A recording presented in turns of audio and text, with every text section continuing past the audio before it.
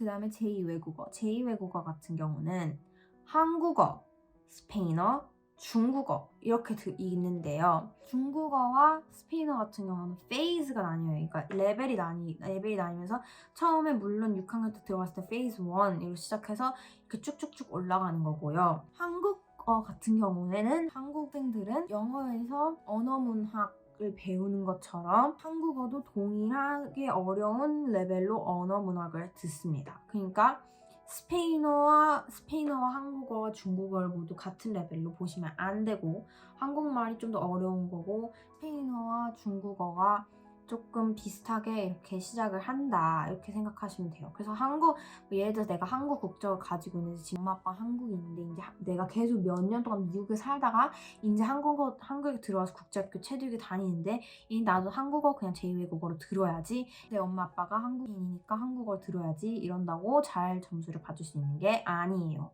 물론 혼혈이거나 저희 외국일 경우에는 조금 얘기가 달라요. 진짜 한국말을 못하는 애들 스페인어와 중국어 같은 레벨의 한국어 반이 따로 있긴 한데 이거는 거의 저 같은 한국 애들은 이 수업에 들어갈 수도 없고 몇 년 살고 와서 한국말 진짜 안녕하세요 밖에 못한다 이러면 근데 이 수업을 들을 수도 있어요. 왜냐면 진짜 한국말 못하고 거의 얘네랑 비슷한 수준에서 시작하는 거니까. 그렇습니다. 제2외국어는. 외국어는 저 같은 경우는 스페인어를 듣고 있고 DP에서도 들을 예정이고 스페인어는 어려워요. 스페인어, 중국어 둘 다 acquisition, 베이직한 레벨에서 시작하는 걸 acquisition 수업이라고 하거든요. acquisition 수업 같은 경우는 A, B, C, D가 이렇게 나뉘는데 A 같은 경우는 listening, B 같은 경우는 reading, C 같은 경우는 speaking, D 같은 경우는 writing 이런 식으로 나뉘어요. 중학교 선생님이랑 고등학교 선생님이 당연히 다르시고요. ABCD 중에서 C가 제일 어려워요. 왜냐면 C는 선생님이 말씀하실 때 바로바로 대답을 해야 되니까. 그러니까 진짜 미들스쿨 이런 경우에는 프레젠테이션으로 C를 하는 경우도 있지만 at least 저희 학교에서는 어퍼 선생님은 프레젠테이션으로 C를 절대 안 하시고 인터뷰를 하십니다. 그렇기 때문에 인터뷰에 준비되어 있는 게 제일 중요해요. 근데 이게 한 유닛에서 배우면 내가 이게 대충 뭐가 나올지 짐작이 가요. 그래서 그걸 바탕으로 외우시는 게 가장 중요합니다. 그냥 스페인가 제2외국어는 제 생각에는 그렇게 한국어가 아닌 외국어를 하신다면 그거는 외우는 수밖에 없어요. 그리고 사회. 솔직히 사회는 약간 이것저것 다 배우는 수업 같은 느낌? 사회 같은 경우는 제일 많은 게 이거 토픽에 대해서 리서치를 해서 에세이 쓰는 거.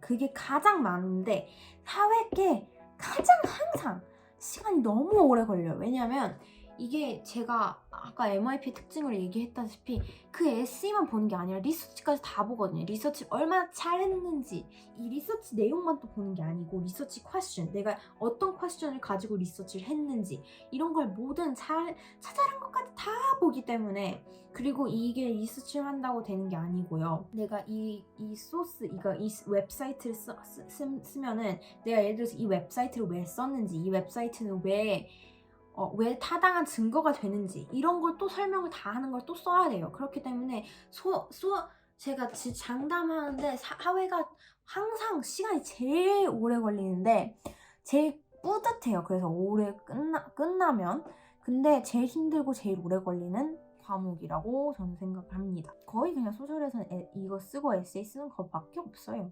소셜에서는 쓰는 게 대부분이에요. 그래서 프레젠테이션도 하는 경우도 있고 근데 이것도 다 리서치 들어가고 그 리서치가 너무 중요해요. 이게 선생님이 원하시는 대로 리서치를 하는 게 가장 중요합니다. 과학 같은 경우에는 앞에서 얘기했듯이 저희 학교는 6학년부터 10학년 쭉 그냥 과학이라고 하지 이게 뭐 화학 수업이다, 물리 수업, 물리, 생물학 이렇게 나뉘지 않아요. 그냥 과학 수업인데 그 내에서 배우는 게 있을 뿐입니다.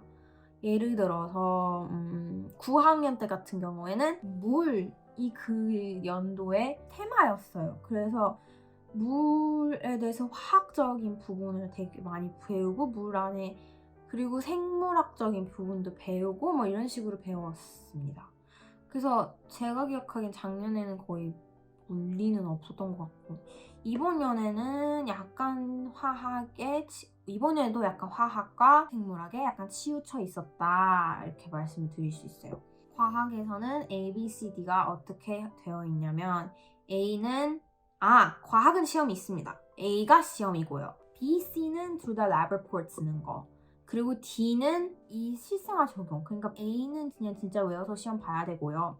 B, C 같은 경우에는 이 실험을 하면 그 실험에 대해서 리포트를 쓰는 거고, D 같은 경우는 실생활 적용. 만약에 예를 들어서 우리가 그때 에너지에 대해서 배웠던 적이 한 번 있어요. 상황이 주어져요. 그러면 이 상황에서 가장 에너지를 효율적으로 낼 수 있는 방향은 어떠한 것인가. 그리고 예를 들어서 이거를 제가 태양광 에너지라고 했으면 이렇게 태양광 에너지를 이러한 경우로 어떻게 쓰느냐 이거 과학적으로 설명을 해야 돼요. 그리고 태양광 에너지를 이 상황에서 썼을 때에 대한 장점과 단점 이런 걸 전부 쓰는 게 criterion D입니다. D 같은 경우에는 물론 장단점을 둘 다 써야 되긴 하지만 마지막에 이걸 써야 된다라고 conclusion을 낼 거기 때문에 단점을 나에게 유리하게 쓰는 게 좋아요. 그러니까 단점 너무 막 큰 거 막 하지 말고 단점도 장점으로 보완될 수 있는 그런 것들. 그래서 마지막에 결국엔 이러한 단점들이 있지만 이러한 장점들도 있기 때문에 이러한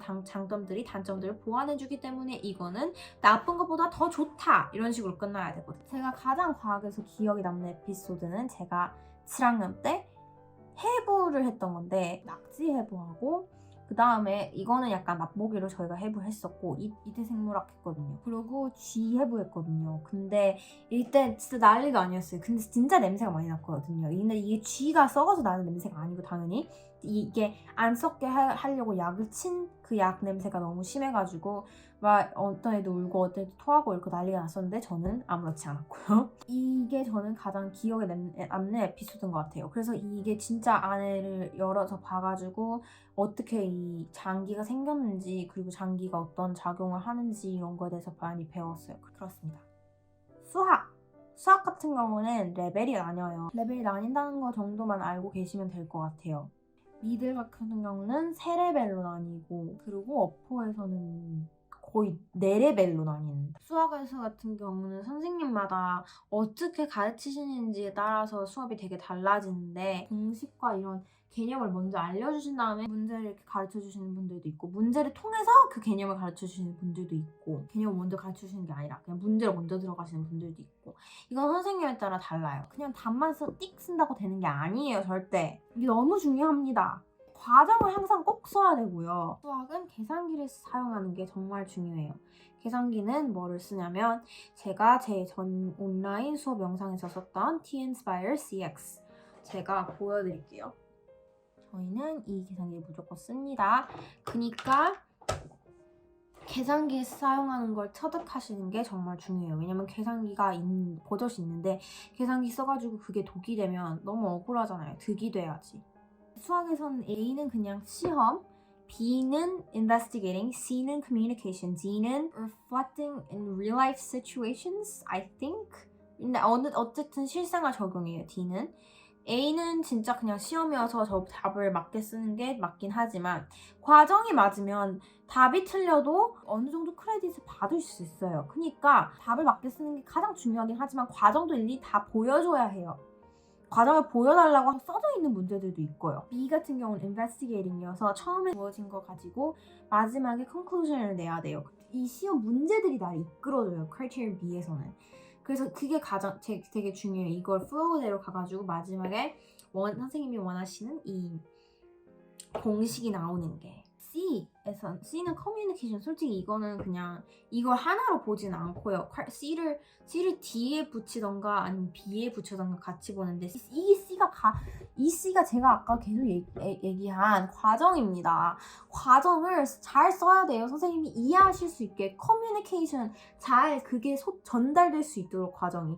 그게 criterion C예요. 그러니까 과정을 잘 쓰는 거 하나 자체가 criterion인 거예요. 그러니까 과정을 안 쓰고 날려버리면 그 criterion 점수는 그냥 0을 받아버리는 겁니다. D는 실생활 적용이어서 예를 드는 거예요. 볼을 이렇게 던졌다가 이렇게 떨어뜨렸는데 이 이참수 그래프는 무엇이냐 막 이런 실생활 적용 문제들이 나오는 문제입니다. 수학 같은 경우는 거의 다 항상 시험이고요. 과제를 내주는 경우 굉장히 드물어요. 근데 이번에 한번 그런 경우가 있는데 인구수가 올라가는 거에 대한 그래프 구하고 어떤 그래프가 가장 맞는지, 이 그래프가 더 맞는지, 저 그래프가 더 이걸 잘 표현하는지 이런 걸 찾는 서머티브였고 이틀 딱 주어졌어요. 수학은 거의 장기간으로 프로젝트 준 경우 거의 없어요. 근데 8학년 때 그런 경우가 있긴 한데 극히 드뭅니다.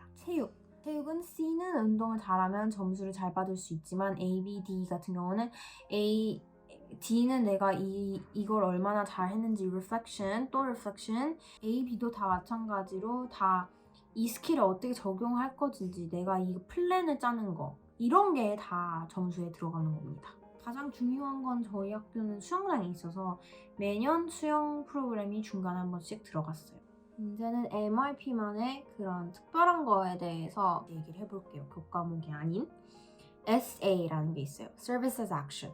결국에 봉사활동을 얘기하는 건데 SA는 다 클럽으로 커버가 되고요. 클럽은 어퍼 같은 경우는 지금 현재로선 주 2회 있어요. 그리고 그 외에 다른 시간에 만나는 클럽들도 있긴 하지만 정해진 클럽 타임은 2번이에요. 미들은 지금은 어떨지 모르겠어요. 근데 제가 미들에 있을 때는 그때 2번이었어요. 그래서 화요일 클럽 하나, 목요일 하나 클럽 하나 이런 식으로.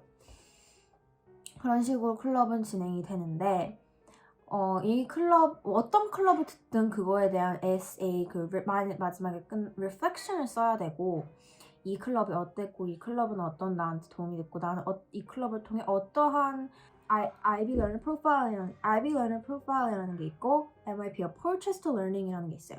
IB Learner Profile 여기다 띄워드릴게요.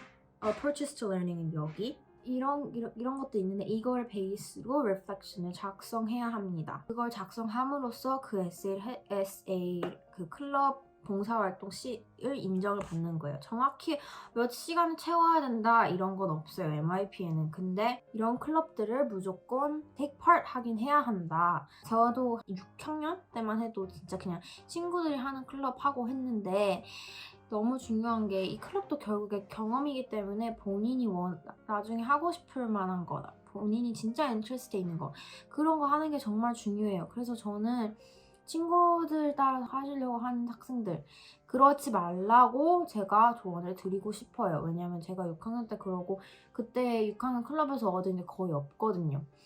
그래서 클럽에선 저는 그게 정말 중요하다고 생각해요. 자기가 하고 싶은 거 자기한테 도움이 될 거라고 생각하는 그런 거를 하는 걸 정말 강력히 추천드립니다. 두 번째, Outdoor Education. Outdoor Education 같은 경우는 4학년? 아마 4학년부터 12학년까지 다 하는 건데 그냥 말씀드릴게요. 왜냐면은 Outdoor Education에 했는지 유무가 그 성적표에 나오거든요. 기재가 되거든요.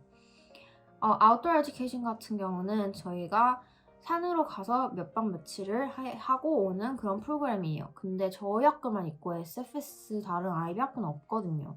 그래서 이걸 MIP만의 것이라고 할 수는 없지만 뭐 체드윅에서 이 프로그램 이걸 받으려면 꼭 해야 하는 것이라고 생각하시면 될 것 같아요. 그냥 이런 게 있다는 것만 알고 계시고 제가 나중에 이거에 대한 영상은 따로 만들려고 해볼게요. 왜냐면 이건 썰 풀 게 너무 많고 너무 길어서. 그리고 가장 중요하다고 할 수도 있고 아니라고 할 수도 있는 Personal Project, MYP를 끝마침할 때 하는 Personal Project입니다. 이건 9학년 끝날 때쯤에서 시작해서 10학년 내내 하는데 자기가 토픽을 정하면 그거에 따라 선생님이 배정이 되고 그리고 선생님이랑 거의 1년 내내 선생님이랑 같이 작업을 해서 결과물 내는 거예요. 이것도 마찬가지로 그냥 내가 만드는 그 결과물 자체가 좋다고 점수를 잘 받는 건 아니고 리포트에 쓰는 모든 것이 다 잘 써져야 돼요. Written Report가 결국은 그레이드가 되는 겁니다. 근데 퍼스널 프로젝트 점수가 나오긴 나와요. 근데 대학에서 GPA calculate 할 때 들어간 점수가 아니기 때문에 교과목들 점수와 비교를 굳이 하자면 교과목 점수들에 비해서는 덜 중요하다라는 말입니다.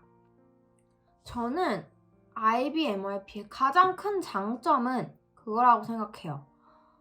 저 같은 경우는 시험보다는 과제물, 뭐 프로젝트 이런 게 좀 더 맞는 사람이에요.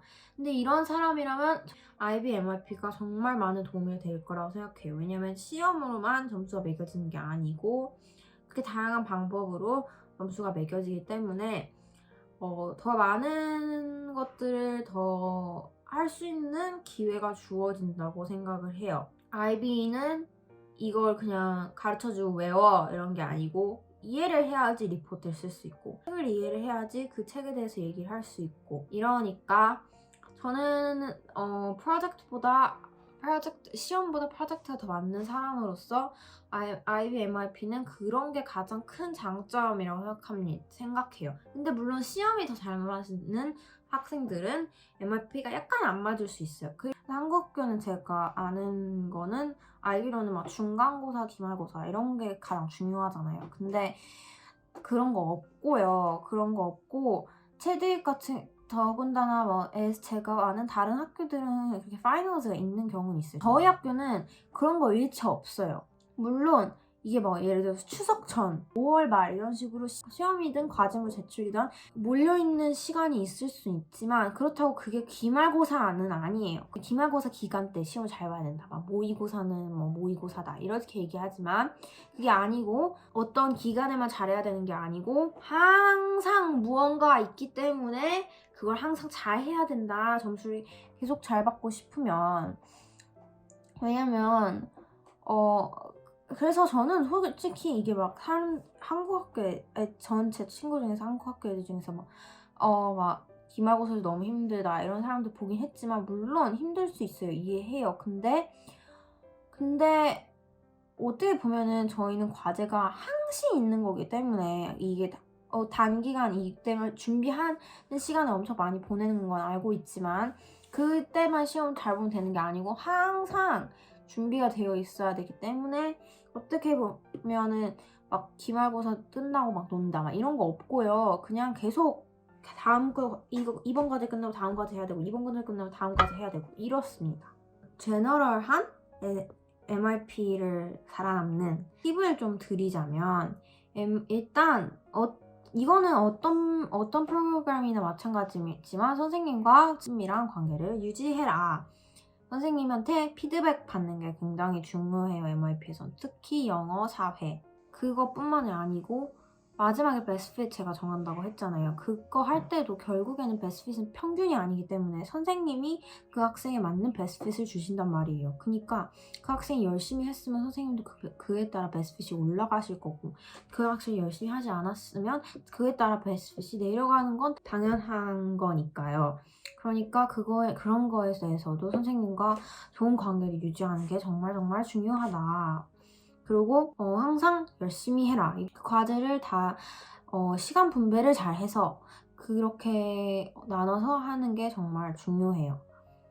제가 생각하기에는 MIP에서 가장 어려운 수업 같은 건 없고요. 그냥 다 똑같이 비슷하게 어렵고 그리고 MLA 사이테이션이 정말 중요해요. 이거는 그냥 학교 다니시면 배우실 건데 이걸 내가 그냥 인터넷에서 리서치를 되게 많이 한다고 제가 아까 얘기했잖아요.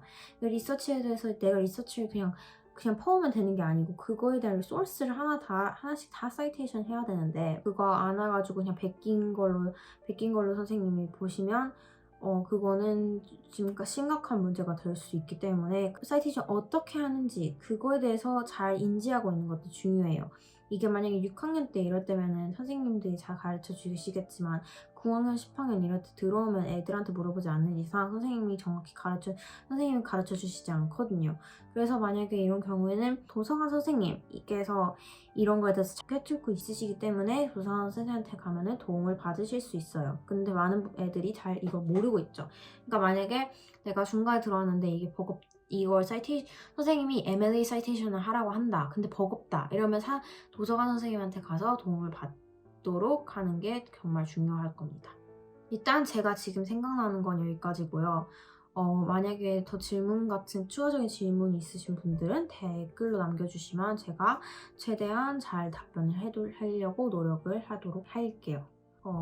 그러면 영상 시청해주셔서 감사하고 구독과 좋아요 눌러주세요. 안녕.